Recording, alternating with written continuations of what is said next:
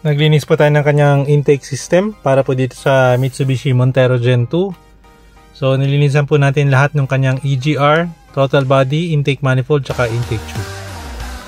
Sa ibabaw ng kanyang makina may oil leak po dito.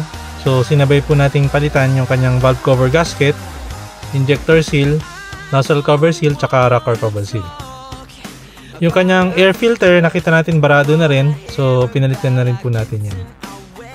So ang common cause po ng leak nito is due to wear and tear lang. Lumulutong po kasi yung rubber na valve cover gasket over time. So sakit po niya yan. Normally between 7 years, 8 years yan lumalabas po yung mga leak na ganito.